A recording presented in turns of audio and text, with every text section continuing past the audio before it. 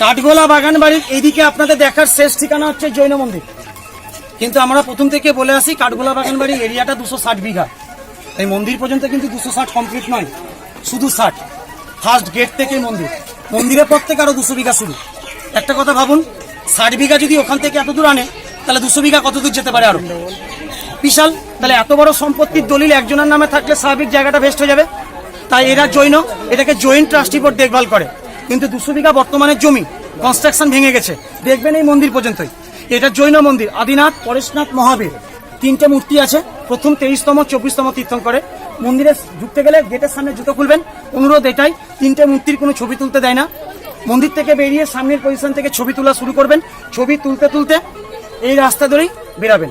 ইচ্ছা হলে নাচমালের উপরে ছবি তুলবেন। কিন্তু একটা কথা, ওই যে দোতলা বিল্ডিংটা মিউজিয়াম, উপরতলা উঠতে গেলে আলাদা 20 টাকার টিকিট। কেউ দেখবেন কেউ দেখবেন না, সেটা আপনাদের পার্সোনাল ব্যাপার। কিন্তু নিচতলায় 4টে ঘর আছে, কোনো রকম পয়সা লাগে না, জুতো পরে প্রবেশ। 4টে ঘরের মধ্যে একটা খাট, একটা ডাইনিং টেবিল, একটা বিলিয়ার্ড বোর্ড, একটা মিটিং রুম। 2 মিনিটের ব্যাপার, লেখা আছে, জাস্ট দেখে বেরিয়ে যাবেন। আমাদের গাইড এই পর্যন্তই বলা। বর্তমান প্রাইভেট বাড়ি, মালিকের নাম আমি আরেকবার বলে দিচ্ছি, সঞ্জয় সিং দুগ্গার। কলকাতায় থাকেন, মাসে 3 বার এখানে আসেন। এই 30 টাকা টিকিট উনার, এই টিকিটের পয়সা এটা চলছে।